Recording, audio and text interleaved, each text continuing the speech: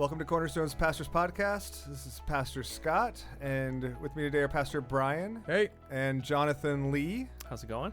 For those of you who don't know Jonathan, Jonathan is a longtime member, servant minister, community group leader, also former roommate with Pastor Brian. Yes. So this is kind of like a reunion. It is. And we've seen each other since. Yeah. Well, but not during this time. No, I mean, you know. I have many been rough. roommates I have yet to podcast with. Which is why we're doing this episode. Auspicious Roommates revisited. That's the topic. All of a sudden, I feel like I'm Maury Povich or something. Okay, just to ask, how many people are going to pick up a Maury Povich reference? Like, what's the percentage on that right now? Anybody over 45? Yeah.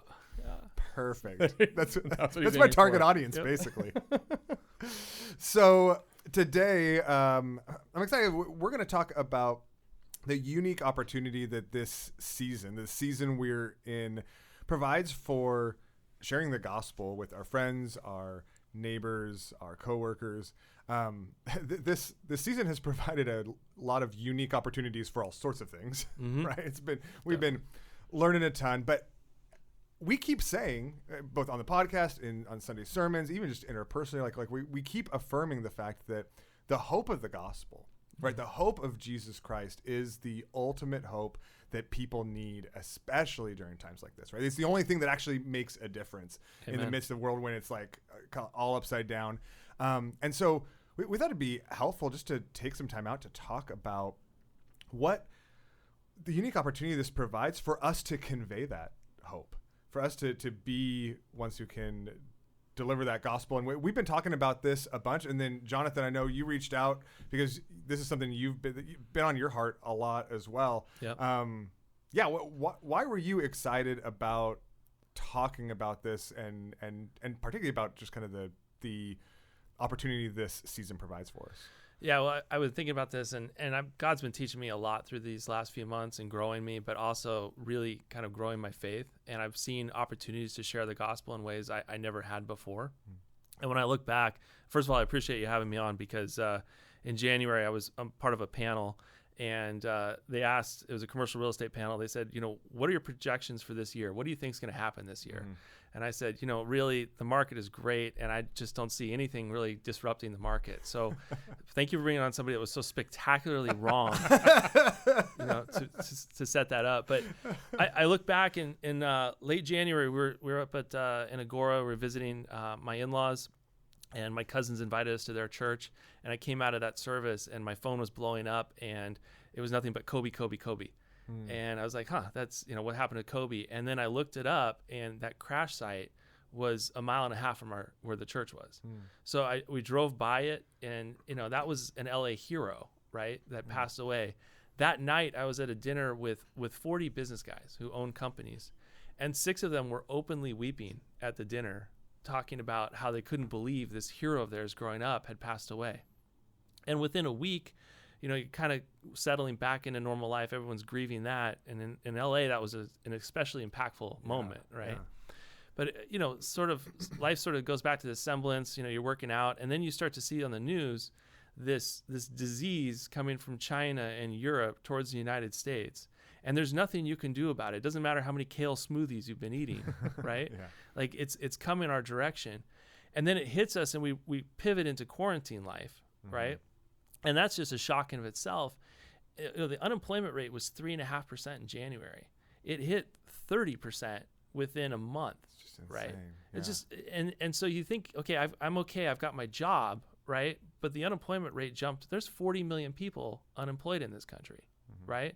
So I see that, and just as we were starting to get some light at the end of the tunnel, some sort of semblance of normalcy.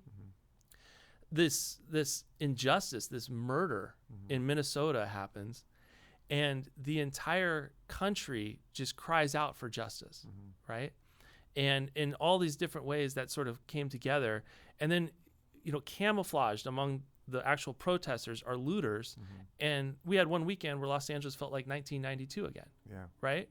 And everything that people thought they could hang on to was slowly being stripped away from each other, right? And I think one last thing we kind of forget about is, maybe religion is the opium of the masses. That was an old quote from 100 years ago. I think in our culture, sports is the opium of the masses. And now sports are gone, right?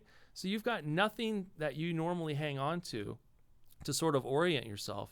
All the seasons are shot. And at that moment, real fear on multiple levels started to dip into people's lives. And I'll admit, I've been fearful. I've looked at everything.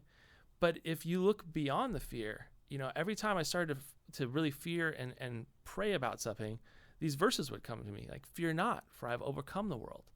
And all of a sudden I said, wait, I've got the gospel inside me. This is amazing. Like, I feel on way firmer ground than I ever have before because all those distractions are gone. But all those distractions are gone for other people, and they're exposed. So that's what's hit me hard in this. Man, I think it's so powerful when even just you explain it that way, because I think if we lay it all, I mean, if we take a look at the last few months all together like that, I think we have been trying to look at all of that in order to give ourselves some grace, right? And recognize that, hey, there's good reason for the fear, for the difficulty, for the struggle that we're in. But I think having the mind and the eyes of Christ calls us to not just give grace to ourselves and understand how hard this is on us, right? But to see how devastating it is on the world around us that has no ultimate hope. Right. And when like moment after moment after moment after moment gets piled up, we realize that we're living in a time and in a world where so much of what so many people around us have placed their hope in, placed their significance in, has been stripped away, and it provides this really, really unique moment. I mean, this is why, Brian, we've been talking about this a lot, right? Even 2 months ago when we talked about, okay, what does the church need in this moment, right? How can we help to point one another and grow forward? This is one of the uniqueness of how this provides opportunities for us to engage with the world around us, engage with our friends, our family, our coworkers, is something that was on the top of the list of what we saw people need. Why is this something that we think is important, and why do you see this as like a unique opportunity for the gospel? I mean, I think Jonathan put it really well. I think there's a way that we, as a society, for a lot of different reasons, that we could talk for a long time about, but we've put a lot of confidence and faith in the idea that tomorrow is going to be like today. And so that allows you to kind of mask the realities of life, the ideas of death, the idea that we're not in control of how things go. And that not just we're not in control theoretically, but like practically day to day, we're not in control. Everyone knows no one's perfect and no one's in control. Everyone knows that. But at the same time, you live like you are, and you plan like you are, and you do that enough times without really any interruption to that. And you begin to feel like it's true just in your bones. And I think the opportunity is not just that we're seeing it's not true now, but we're seeing how much we bought into it being true. And so when you feel like something that you feel is true in your bones is all of a sudden no longer true, you start asking really big questions, and not just questions about like your place in it all, but questions about like what is all of this in the first place? Like you really start to reevaluate all your stances on anything and everything. And so the uniqueness is that I think we're encountering reality square up without makeup on for a lot of people for like the first real time. And that's going to engender the big questions coming out in ways that they were masked before, or they didn't feel as important, even if we knew they were important. They sure feel important now for a lot of people. And so that there's a uniqueness to that opportunity, that there's a good shot that, in one sense, the world will never be the same. In another sense, there will be a sense of normalcy achieved again. And we're human beings, so we're going to kind of turtle back into the shell on a lot of these things. If you get enough normalcy and enough feeling like, now I feel like I know what tomorrow's going to have, and it's going to be like today. And so there's a window of opportunity here where people aren't just they don't just need to hear answers to these questions. They know they need to hear answers to these questions. They themselves are wondering and resonating with things that we as Christians have been thinking about forever. Right. And so that their interest in things that they will know are important to them, but they might not feel the importance. That's unique in this moment. And so to avoid engaging people in this time is to really miss a time that it seems like, in the midst of a lot of horrible things, God has set it up to allow a lot of people who never cared before to really care now. And we should be people who are considering, what does it look like to meet them in their time of need? Yeah, I look at the world a little bit through a financial lens, and it's all about, return on investment, right? And to quote the great prophet Warren Buffett, okay, he said, when he looks at investments, he likes to shoot fish in a barrel, but he likes it when there's no water in the barrel, right?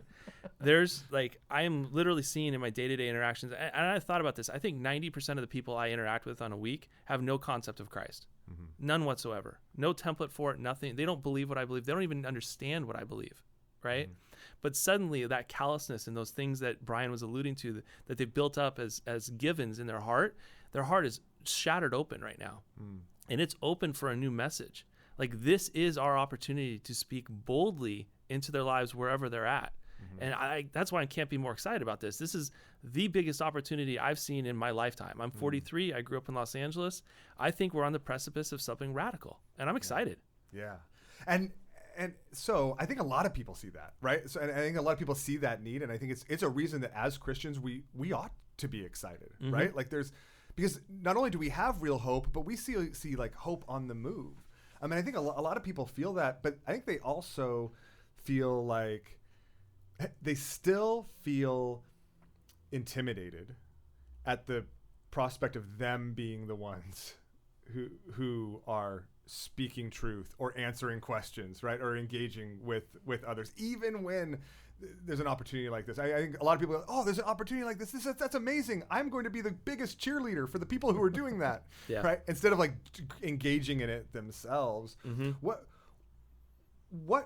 should we do when we want to engage with people, but we feel like maybe we don't have all the answers, right? Maybe we're not going to be able to answer all their questions, or we're just, nervous or afraid. Yeah, I think my blunt answer to that is get over it, and I mean it. I think when you operate in a spirit of fear, it takes away from your focus, and you don't understand that the God you serve is infinitely bigger than your dilemma, right? If I think about it, anybody under the age of 65 legitimately can run a marathon, right? But you don't just run out and start running a marathon. You walk around the block, right? That's day one. Day two, you run around the block and you go from there, right? So if you're thinking to yourself, I can't speak to people because I'm not Scott. I can't counsel people like Scott. I can't preach like Brian. I can't preach like the other pastors. I'm going to let them do it and cheer them on. You're missing the point. You're part of the solution, right? Step up, get in the game, get in the fight. If you're constantly looking at other people and saying, well, Greg Laurie is an evangelist, I don't need to evangelize, you're missing it. You're missing the opportunity. And as a Christian, I mean, part of it is motivated out of love. I mean, that's my primary goal. But if I truly love God, I don't want to show up in heaven as the guy that was given one talent, buried it, into the field, and then the king shows up and unbury his talent and give it back to him. I'd be embarrassed about that. I think you've got to get into the fight and frankly, move past your fears. And if I challenge people that are listening to this, I mean, think about the one person in your life that needs the gospel right now. You're probably already thinking about that person. God's giving you that person to think about, right? He brought that person in your heart right now to consider. If you're feeling uncomfortable, great. Now you're in a position where God can use you. Yeah. Awesome. I mean, and I think that there's so much of that is it's a step. We have to recognize it's a step of faith. It is. This isn't just we're going to be able to, I know exactly how this is going to turn out, or there's no risk. But I think maybe to your point, if this is for the sake of the gospel, the risk is worth it. 100%. Right? And it's a step of faith, stepping out and saying, I want to be a part of what God is doing in this moment. I want to be a part of the way God promises he's going to redeem everything in this world. Right? He's going to use it for the good, for our good. He's going to use it for his good and his glory, which means that this entire season, everything that's gone on isn't just unredeemable suffering. It's not just something negative that we have to get through. It's something that we get to, with expectation, see God redeem in practical and tangible. And one of the significant ways he's redeeming it is by opening up people's hearts to engage in these things. And so we have the privilege to get to engage in that, talk with people about that. So I mean, I feel like similarly, I've been having more conversations with people, particularly for me and with our kids at home and schooling from home and everything like that. Like, I mean, I've been spending, and me working from home, I've been spending way more time in my neighborhood and around my neighbors than I have ever. And have been having so many different fascinating conversations, so many different big questions. And Laura and I hesitate to mention this because I don't know how this is all going to pan out, but last week we went around and every house on our street, we gave everybody a letter and invited them to read through the Gospel of John with us. And we're supposed to do that tonight in 5 hours. So maybe by the time this posts, nobody showed up, and that's, but the reason I mention it is I was struck. Actually, I was surprised, and I mean, to use the word, embarrassed at how scared I was. It really took me off guard at how scared I was. Like, asking these people who, I mean, some of these people I've known for 5-10 years, and we're cool, right? Like, we're friends. Like, this isn't, and they know who I am. Right? I mean, there's no secrets. There's no surprise here. And they know you're a full-time pastor? Totally. Okay. Like, I mean, this is like... Just so we're clear for everyone listening. Full-time pastor, nervous. Keep going. But I was way... I mean, Laura at one point looks at me and goes, do you want me to do the talking? Like,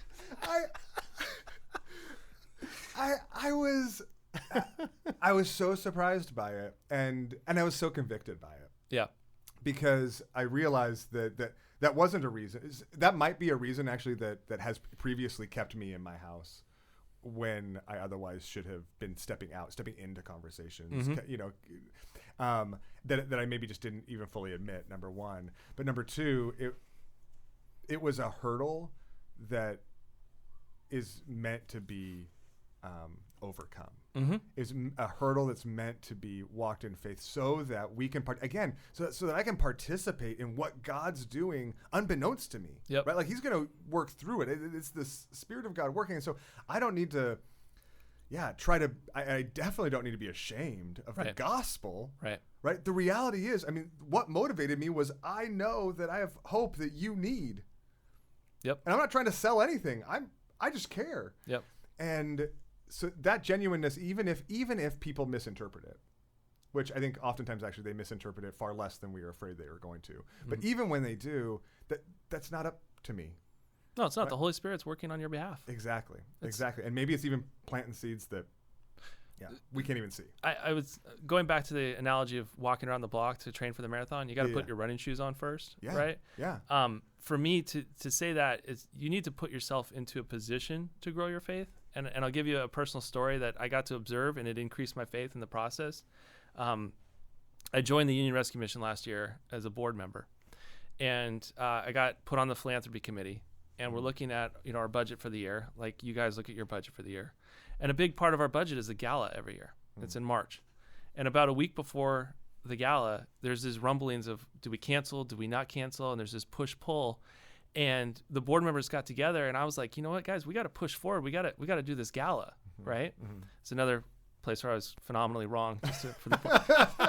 And so I was leading the votes 3-0, and then we lost 8-3. But but what happened was, we had to cancel the gala. I'm looking at the revenue. I'm looking, that's an opportunity lost, right?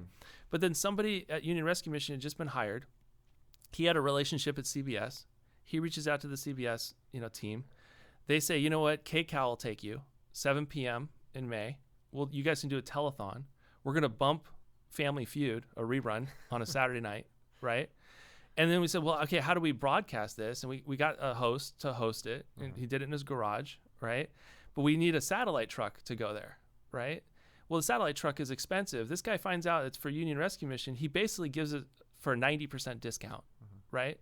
And we broadcast a URM telethon, right? For the first time in our mission's history. It's a 110-year-old mission.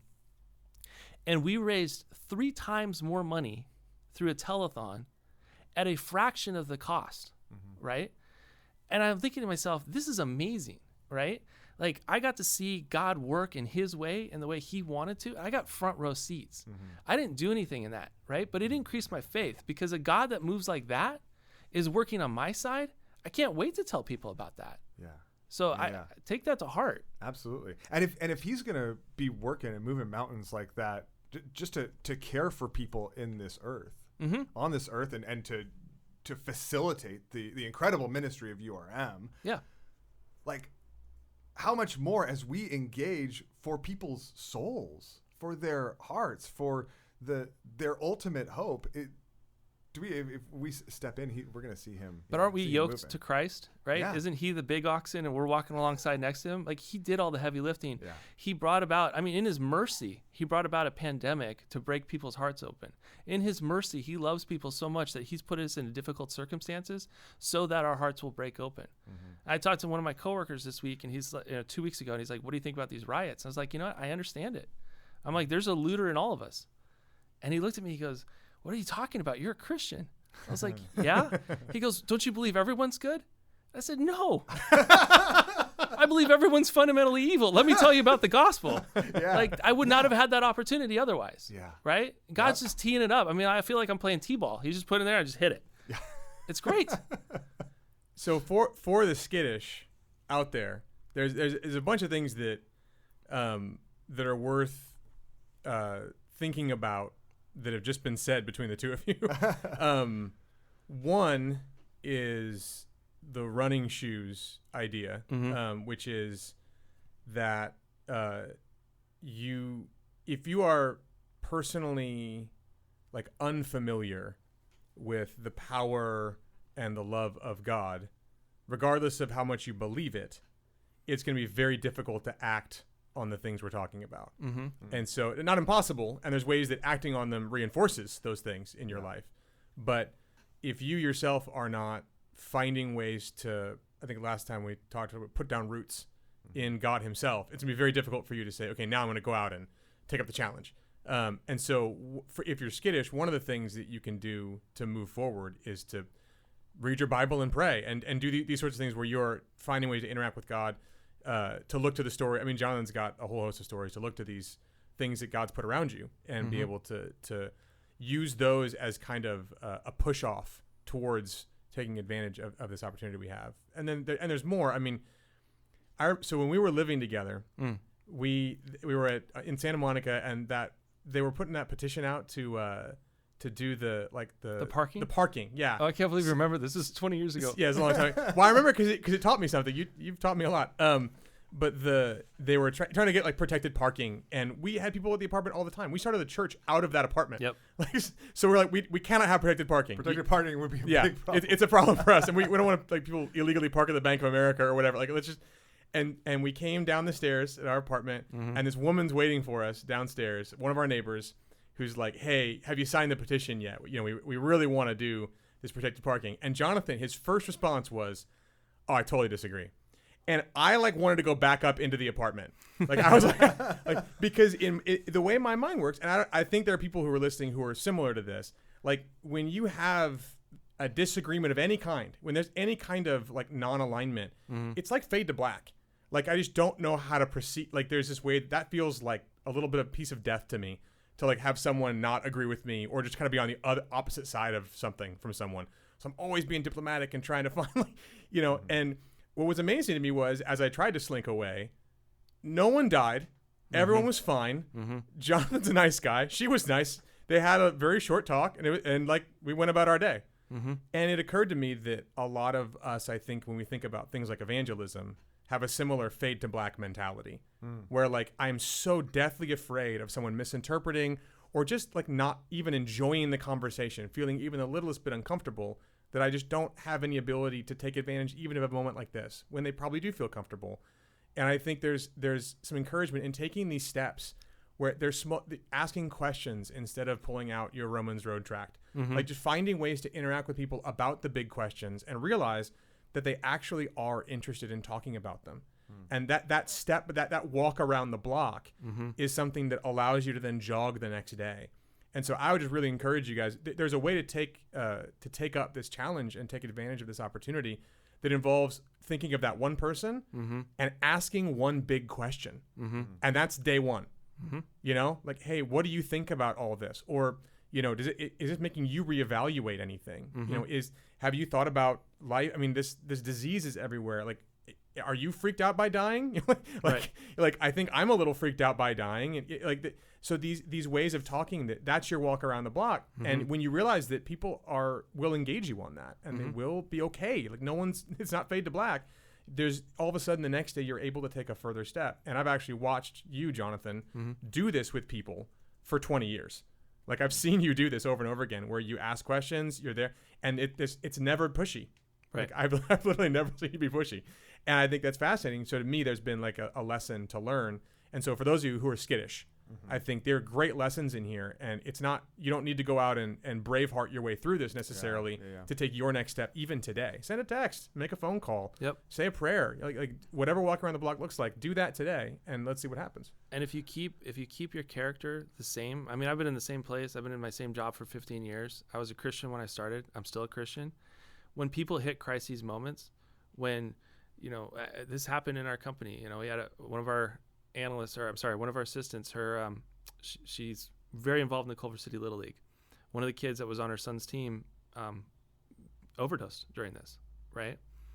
You know, it means more when you reach out, right? And talk to them about that time. If you're human, you're gonna run into struggle. And if they know who to turn to and talk to, I don't have all the answers. I just know who does and who is. So, yeah. Exactly. So I think that I want to leave us with some practical, and I think these are super practical. Maybe leave us with some practical thoughts. But before we get there, I think that sometimes when we think about this opportunity, particularly in our world right now, when people think about the opportunity of the moment, maybe because of the apparent veil it provides, I think people think about taking advantage of opportunities like this online. Right? They're like, oh, okay, like if everybody needs to hear Jesus, you know what? Maybe I shouldn't, like, I don't really need to go out and like talk to my neighbors or the people in my apartment or engage with my coworkers. I can just post things or repost them online. What's the efficiency rating? What efficiency rating would you give social media versus interpersonal relationships in efficiency rating? I love that you asked me this question, because it was either a trick question or you did like no research into my social. Because I signed up for Facebook never. I'm not on Facebook. I never signed up for Facebook. I don't have an Instagram account. I have LinkedIn, and someone else posts for me, right? So you're asking the wrong person that. Like, the LinkedIn evangelism tool is one I have not yet seen. Yeah. I know of TikTok, but I'm basically an 80-year-old soul in a 43-year-old body when it comes to social media. However, I see the prevalence of it in people that I work with that are under 30. And I think it could be an effective medium if you know how to communicate through it effectively. I don't have that ability, right? But at the same time, for what we're talking about, I think that people will read things that you post generally. I know this from when we post things about work. They read what they want to read rather than what you're actually saying, right? And so I think it's not as effective, in my opinion. And I'm open to be wrong about that. No, I mean, I think it's... it's hard for me to come out 100% against stuff. And obviously, like, if you are a social media person, like, you want to have some sense of authenticity about how you're presenting yourself. And so the idea that you would have like social media accounts that have nothing to do with your faith doesn't make any sense. But as the way to take advantage of this, I think the efficiency rating is very, very, very, very poor. In fact, I think I would encourage you not to do it. Unless you feel like you've got sort of a corner on that market and know how to do it really well, because the gospel, there's several reasons. One, the gospel is a personal gospel. And so to communicate to somebody what it's talking about, you can project the news, you can proclaim it, the facts, but the idea of it intersecting with someone's life and heart through you requires you and requires them, and typically mediating that between a screen is a bad idea. And so on the one hand, there's that. On the second hand, I do think that even amongst the younger generations, the prevalence of social media has shaped them in significant ways, and there's been a lot of positive to it. There's ways that they can connect and interact and network that just were unavailable to previous generations. There's a lot of upside to it. They're fast, and they're quick at a lot of things. They're quick learners. Like, there's lots of things there. But I think it also, like any kind of technology in any generation, comes with a set of issues. And one of the issues is it can make it seem like there's connection when there isn't real connection. And so an opportunity like this is about reality, not mediated reality, not augmented reality or sort of performed or appearance reality. And so for you to post something on social media is just really, really different than checking in with someone in person and saying, hey, how are you doing? Or asking them themselves a big, important interpersonal question about the realities of life. And so I think a lot of times social media is a place to feel like you did something and you still feel safe. So it's not quite the same step of faith that we're talking about, and it also isn't quite the same step of love that we're trying to show other people. So for the most part, I think it's not a great idea. I think conversations are always better. Yeah, I mean, and I think that's really why I asked the question, is just because I think that there's this like off ramp. I think that we can be tempted to take, where it's like, okay, yeah, this is a unique opportunity. I should say more, which is different than saying this is a unique opportunity. How do I proactively interpersonally love the people, pursue the people that God has placed in my life around me, my friends, family, coworkers, neighbors. So with that, if we're talking about these interpersonal relationships, maybe to wrap us up, what practical suggestions would you give to people who want to use this opportunity to share the gospel with those around? I mean, we've kind of talked about it, but Brian, you mentioned just starting with one question, right? Like if you don't have to try to say, hey, let me explain the whole gospel to you, like just starting with one question. What other maybe practical steps could help people to engage more purposely, more intentionally? Well, I'll give one example of something Monica came up with. I thought this is great. My team. Monica's his wife. Yeah, just Monica's, throwing that out there.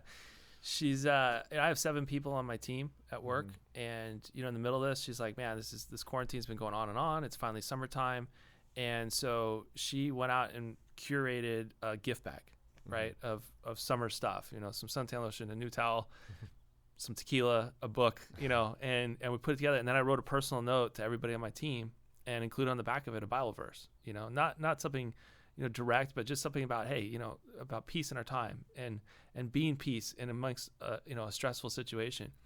And I went to each one of their houses, socially distancing appropriately, and dropped it off and said, hey man, how you doing?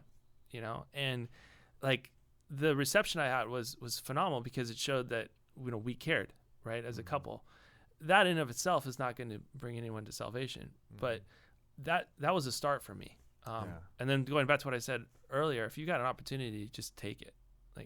So. Yeah, I think one of the things that a lot of people listening, a lot of people in our church are going to experience is similar to what you said, Jonathan, where like you've been the same person, often in a roughly similar place, whether that's, apartment complex, maybe even there for a while, or job or industry or whatever. And there's a way that one of the practical things is just understanding that you have the ability to open the door for someone to come to you. And I think in some ways that's what Jonathan did. Like what you did was basically go, here's this. I'm asking you how you're doing. You now know that I'm someone you can talk to about things that aren't just work. Right. Like it's just, and there's just ways of going out of your way to simply let people know that the door's open to come to you in the midst of a crisis. And then as well as having in your pocket certain questions.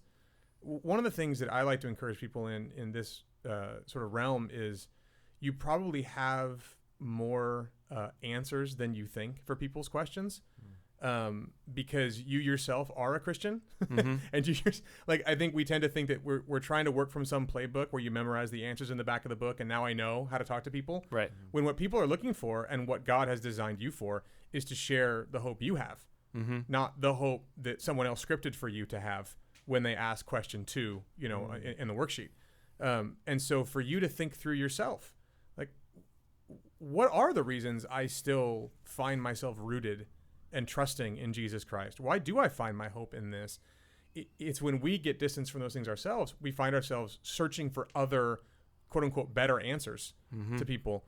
And so I think a lot of this is you opening the door. It's you having some questions to ask and you being ready to get into a conversation where you know why you believe what you believe and where you find your own hope. And you're able to share that with some other people. And that personal connection, you and someone else, is where things start to bear fruit when the Holy Spirit, shows up for that. And the trick is to not forget the fact that you're a piece of this. Someone plants a seed, other people water, other people harvest, right? Yeah. There's a certain arrogance, I think, that comes with, I'm going to take this person all the way to salvation, right? Like, no, you're not. You just get to be who you are for that moment, that day. Yeah. That's enough. That's all you're called to do. Yeah. That's it. Just take that opportunity. I think it's such a great reminder. And I mean, I know that in my relationships, and particularly in my relationships with those that don't know Christ yet, like one of the things that I think has keeps that door open is when I am willing to say, like, I don't know, like, I don't have all the answers, right? To be confident in what I am confident in, but not pretend like that means I have everything figured out. And all of a sudden there's both there's a secure comfort that comes from that. From knowing somebody who's both real enough to be honest about what they know and what they don't know, and also confident. Like, one of the incredible graces we get from Jesus is that we can have confidence without having ourselves figured out the entire world. Correct. Right? Because like you said earlier, we know the one who does. Yeah. Right? And so it's a relational confidence, not a self-focused confidence. Yeah. And I think that really what we're inviting one another to do in this, and particularly in this time, is to simply pursue those around you. Like, whatever it is, whether it's a gift bag, a knock on the door, a text, a question, like, just pursue. Like, this is a time where God has placed you purposefully, exactly where he's placed you, around the people that are around you on purpose. And he's encouraging, he's calling you to pursue them, to pursue them actively and to pursue them in prayer. And I think that's where it starts, right? I mean, if you want to build love for someone and build up the courage to talk to someone, begin by regularly praying for them. By asking them how you can pray for them and praying for those things and beginning to see God work in ways that you can, That's probably the best first step. I mean, at some level is, you said earlier, Jonathan, like there's someone that is probably in your heart right now. And I think one of the best things that all of us who are listening to this can do is to take a moment when we're done, carve out, even like 5 minutes, just go, okay, who are the people that God has either put in my heart or just like very clearly in my life? Like, I don't know, 3, 5. It doesn't be a perfect number, but don't make it 30. Find a small number of people, write their names down, and just commit to looking at that list every day and saying a prayer. And from that, all of a sudden, I think you're going to be more aware and in tune. I think the Holy Spirit works through these prayers in ways that we can't always calculate either. Yeah. And then you're also going to find yourself a lot more prepared and with the right perspective when it is set up on a tee for you with some of these people.